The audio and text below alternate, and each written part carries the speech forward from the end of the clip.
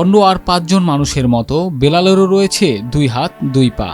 তবে সেই হাত পা দিয়ে কোনো কাজ করতে পারেন না তিনি। শরীরের আকারও 2 ফিটের বেশি নয়। সবার চোখে অচল হলেও নিজেকে সচল প্রমাণ করেছেন শারীরিক প্রতিবন্ধী এই বেলাল। করছেন ব্যবসা, চালাচ্ছেন 3 সদস্যের একটি পরিবার। জয়পুরহাট সদর উপজেলার পীরপাড়া গ্রামের বাসিন্দা বেলাল উদ্দিন। জন্মগতভাবে তিনি শারীরিক প্রতিবন্ধী, তবে এই প্রতিবন্ধকতা আটকাতে পারেনি তাকে। অনেকে তাকে ভিক্ষা করার পরামর্শ দিয়েছিলেন, কিন্তু অন্যের দয়ায় বাঁচতে চান না তিনি। তাই সামান্য পুঁজি নিয়ে নেমে পড়েন ব্যবসায়। আর এই ব্যবসার মাধ্যমে মা স্ত্রী সহ চালান 3 সদস্যের সংসার। এই গাড়ি নিয়ে মনে করো ওই যে দোকান করে বেড়ায়, তামান হাটে হাটে, যে কোনো হাটে, আকেলপুর, জয়পুর, দুর্গাদৌ, পাহাড়পুর। আমার এই ইনকামের উপর দিয়ে আমার এই পরিবারে 3 জন লোক আছে।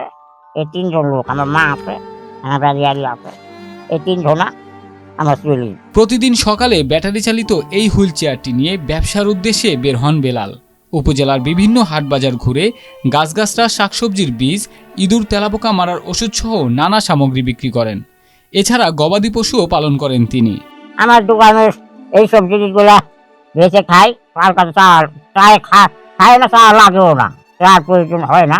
এইভাবে যদি আমার মতো আরো 2-4-10টা প্রতিবন্ধী তাদেরকে পুঁজি ভাবে না কোনো কি ভাবে তারা করলে করা পারে। আমি যেভাবে করি আমার তো কোনো সমস্যা হয় না। প্রত্যেক হাটে হাটে গেলে খুবই মানুষ অনেক মানুষ আনন্দ করেও জিনিস নেয়। বেলালের সচল হওয়ার পেছনে রয়েছেন এক মোটর মেকানিক, যিনি তার হুইল চেয়ারটি ব্যাটারি চালিত গাড়িতে রূপান্তরিত করে দিয়েছেন। আর এজন্য কোনো পারিশ্রমিক নেননি তিনি। সেই মোটর মেকানিককে সবসময় কৃতজ্ঞতার সাথে স্মরণ করেন বেলাল। এই গাড়িটা এটা হুইল চেয়ার ছিল, সেটা আমাকে রেলগেটের এই মেকার, রেলগেটের একটা মোটর মেকার, ওই বেচারা নিজের শ্রমক দিয়ে নিজের খাটনি দিয়ে গাড়িটা আমাকে বানিয়ে দিয়ে, তাছাড়া তো গাড়ি না থাকলে তো আমি এক ধাপা চলতাম। এই মেকারটা আমার এই স্বাবলম্বীটা করেছে। এই জন্য মেকারকে আমি কোনো শ্রমিকের কোনো খাটনির দাম দিতে পারিনি। বেচারা আমার যা উপকারটা করেছে। বেলালের এমন কর্মে খুশি প্রতিবেশীরা। তার পাশে সরকার ও বিত্তবানদের এগিয়ে আসার আহ্বান জানিয়েছেন তারা।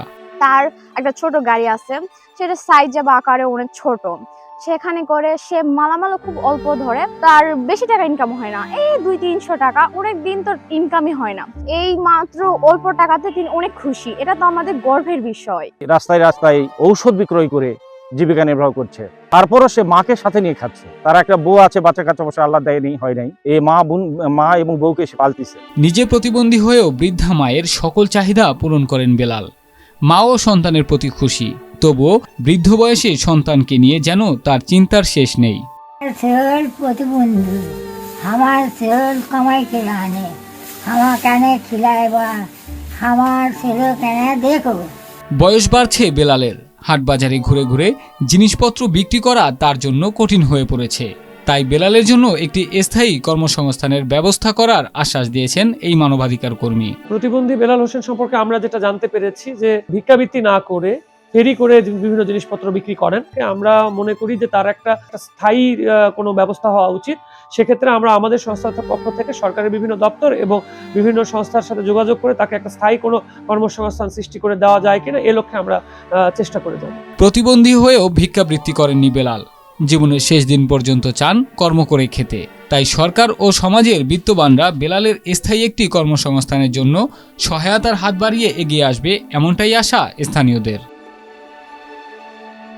রাসেল হোসাইন, মাই টিভি।